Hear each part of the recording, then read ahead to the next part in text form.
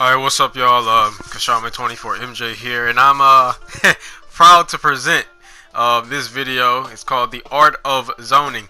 So I decided to make this video because it's kind of how I play nowadays. Not exactly like the footage I'm gonna be showing. It's not exactly how I play nowadays, but it's something similar to it.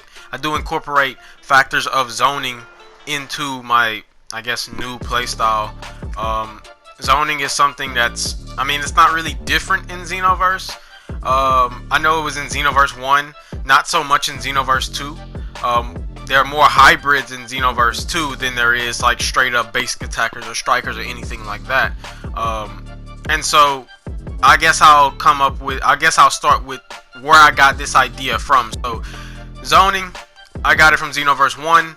I realized how people played on there with like genocide shells and stuff like that, and I'm talking about like from Xbox 360 and PS4, like mainly from Xbox 360 is where I got these ideas from, and I decided to try it in Xenoverse 2 since I had already tried everything else. I was like, I wonder how zoning would work, and put on some moves, experimented, had some help from Leo God, which is really underrated. Like y'all, if y'all don't think he good, like high key, like he is like Hall of Famer. if there was a Xenoverse Hall of Fame, like he'd be in it. No cap. But so yeah, like this zoning, it's different. You're gonna have to change how you play. Really, the person that you're fighting against is definitely gonna have to change how they play. It's not something you'll fight on a daily basis. It's not something that you can just fight once or never have fought and never have experience against and just do well against. Like, you can do good, but there's still gonna be room for improvement because it's so different. And I'm the only person that I know that play like this. I'm the only person that I know of, according to my knowledge. So, if you fight anybody else that uses this playstyle in an effective manner, because you can use any playstyle, but if you don't use it effectively, it's not going to do anything good. It's like a tool. You can use the best tools in the world, but if you don't actually know how to use them, they're going to be worthless. So it's the same thing with this playstyle. You really have to switch up how you play. You really got to think about it and stuff, but that's just an introduction to zoning. Now to get into explaining what it is and why I do it and how to do it. Okay, so zoning, how I define it, is basically keeping your distance while also accumulating the proper amount of damage to the opponent.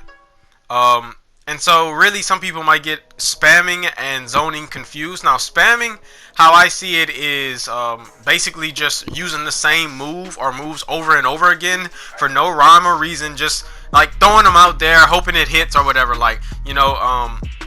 And I'll be honest, I do incorporate some. There's nothing wrong with spamming, because you put yourself at a disadvantage for being so predictable.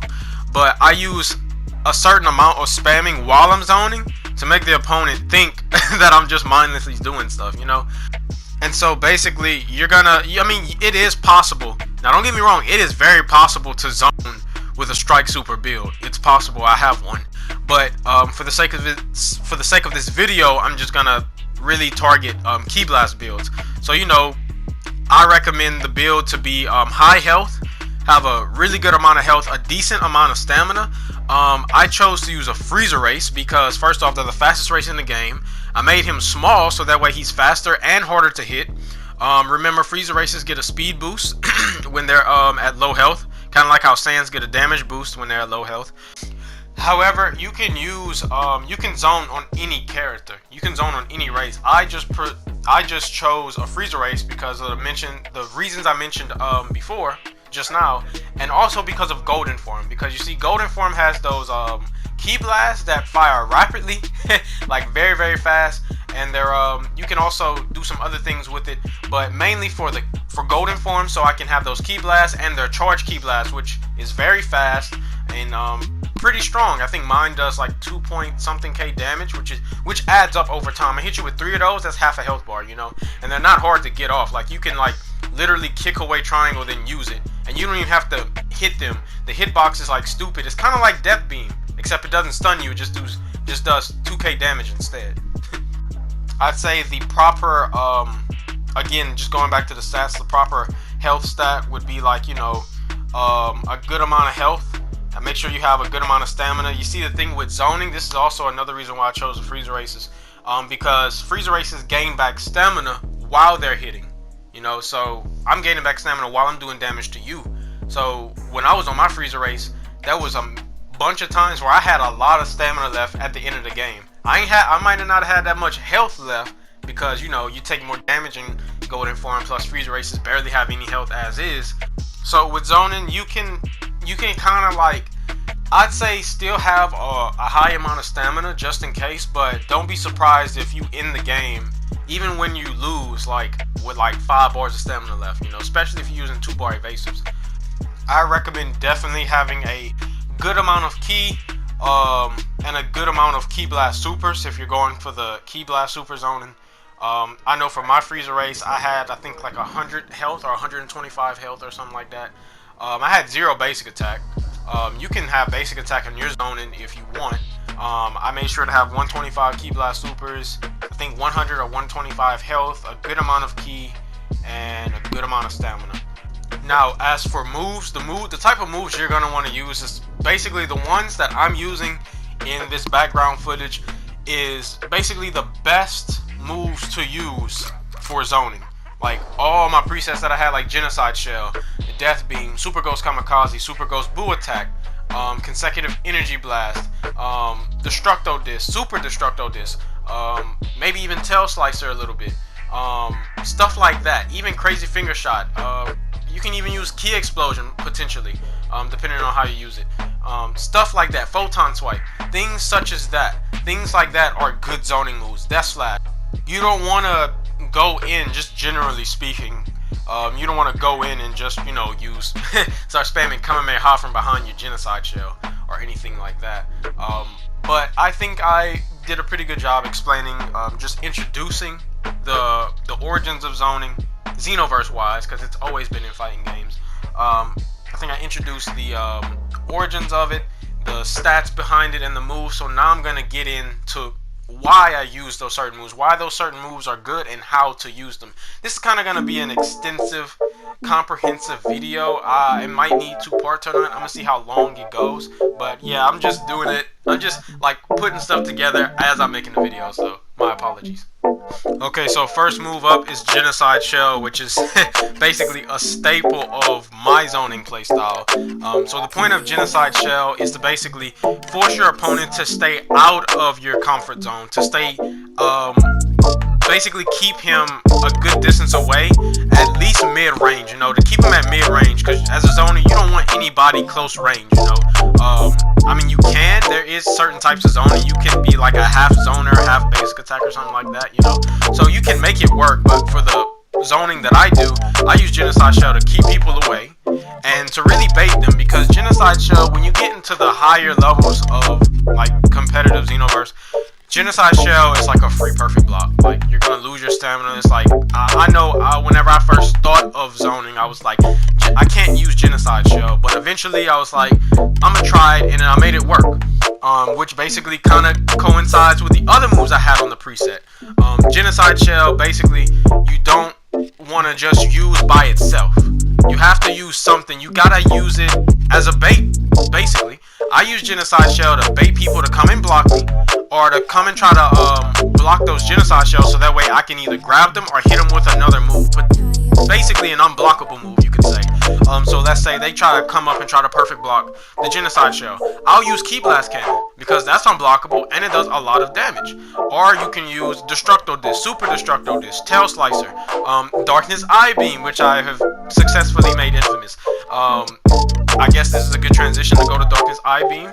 Talk about that a little bit. So Darkness Eye Beam is a very peculiar move. It is Lord Slug's move. It does about 5.6k damage on my freezer race. However, the move, I think this was before the patch. I could be wrong.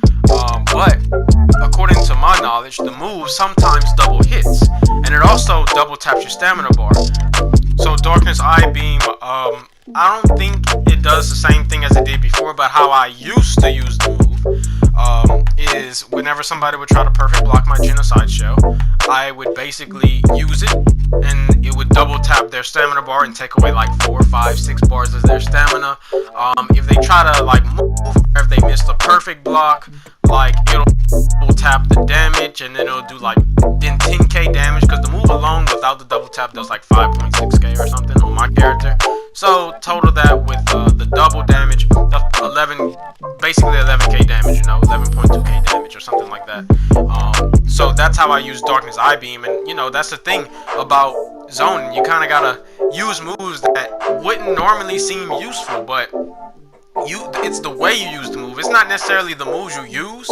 Most of the time, it's how you use the moves, and that's for any playstyle. So that's just one example of a complementary move with Genocide Shell.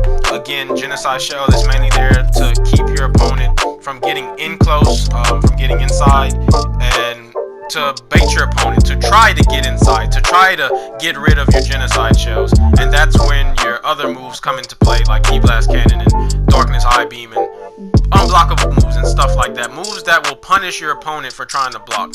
It doesn't necessarily have to do, necessarily have to be unblockable, but it can also do a lot of chip damage, or it can also do a lot of damage to their guard, which is still punishing them. Because if you try to block something and you lose 2 bars of stamina each time you unsuccessfully perfect block something, like that adds up, and eventually you're gonna get your guard broken. You're gonna take a lot of damage. So moving on, we're going to Death Beam. Now, Death Beam is a pretty basic move. Just how I use it, zoning, is I just use the first Death Beam. Like, I don't use all of them, I just use the first one. And the point of using that is to basically stun them. It's a long distance stun. It's a bit different. It's better than a key stun because it's a beam. So the beam move, like the hitbox on the beam, stays even when the move like has reached its limit. When it's reached its range, your opponent can like walk into the middle of the death beam, not the point of it, but the middle of it, and like still get stunned. And it's stunned for like a long time, a pretty decent amount of time for you to go up and actually get a combo off, or even another move off. Like you can death beam into Ill Flash or Evil Flame, stuff like that, you know. There are times where I do use all 3 death beams, and like that's for like, you know, Ill Rain, use all 3 death beams, and then the Ill Rain will hit them because I only hit them with the first part, you know, stuff like that. So death beam is definitely another good move. Speaking of Ill Rain is also another zoning move. Like, it is made for zoning, it is made for keeping your distance. I guess what some people can say what I do is camp. Now, that is sort of how it is. Like, I sort of do camp, but there is zoning involved in it, as long as I'm keeping my distance, whatever you want to call it, you know. But moving on to Ill Rain. So, Ill Rain is a very simple move to use. When you're close to your opponent, you can just toss it out and hit them. And the first hit, like, because there's like 2 hits of it when you first throw it out, and then the 3 that's scatter. So the main reason why you use it for as a zoner is for the ones that scatter. Like, basically, it keeps your opponent from trying to hit you, because they know if they hit you, they're wide open, which will make the Ill Rains hit them. So you basically use your opponent's aggressiveness against them. Obviously, there's layers to even using a move like that, or even fighting that move. But that's for a whole other video.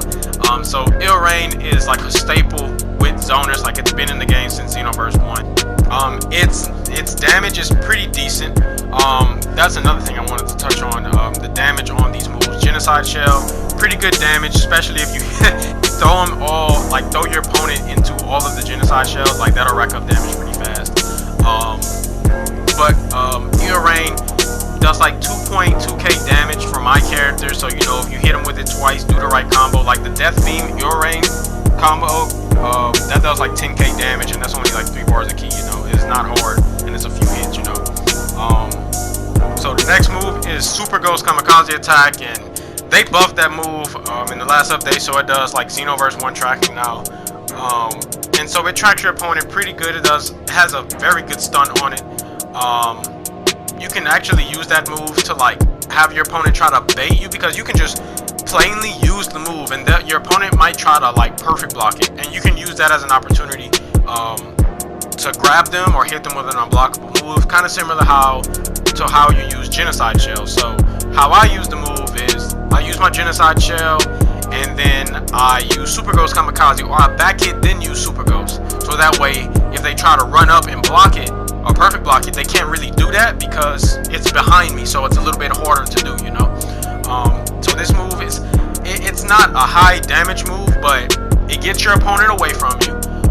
It does good stun, so if you hit your opponent with it, like, it's about to about to do some damage. But on to the next move, which is Ill Flash. This move goes really good together with Ill Rain and Genocide Shell, because, you know, if you miss, you at least have something to protect you from your opponent. And this is a whole nother topic, but I'm gonna mention briefly about the angles of attacking your opponent. So Ill Flash is something good to use when you're underneath your opponent or above your opponent, because if you use it when y'all like looking like eye to eye, like straight toward each other, it won't be that effective because it's easy to step block. It's pretty easy to step block, and they can step through it.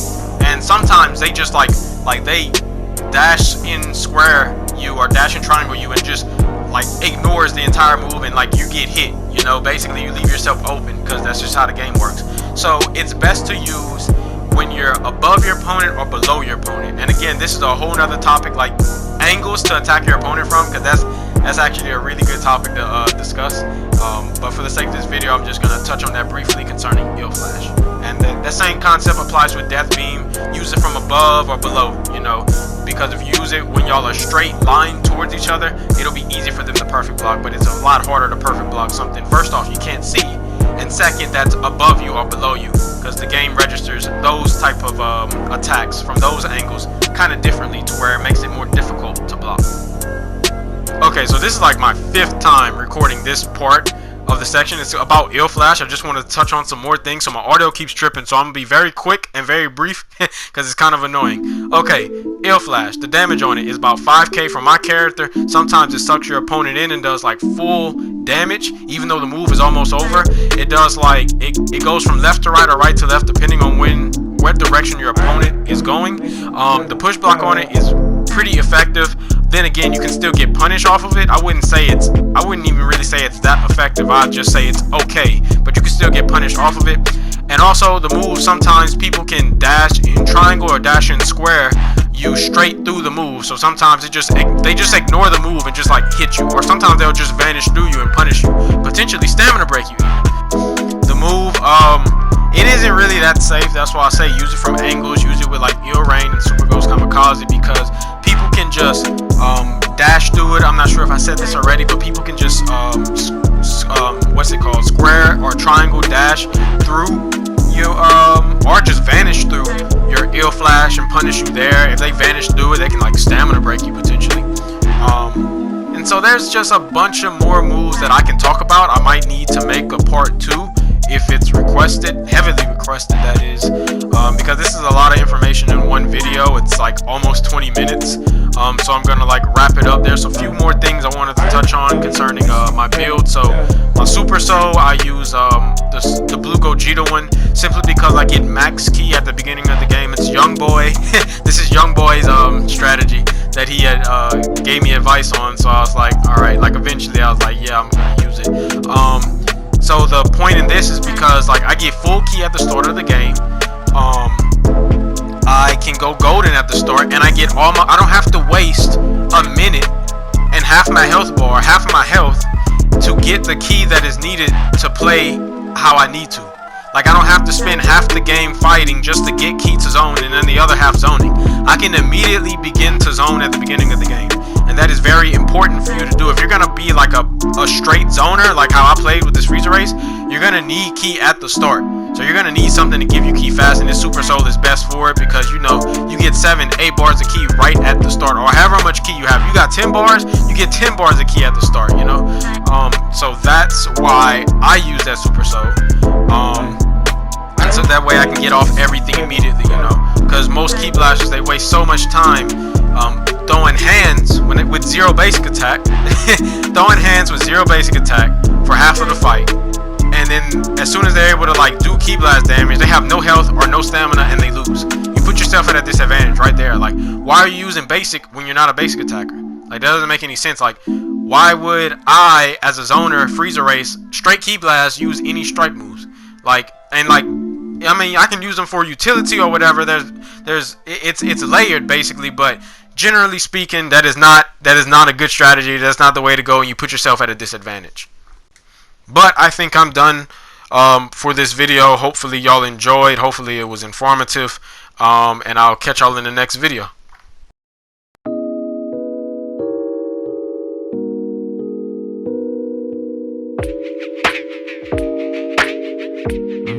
I can come and make some paper, boy.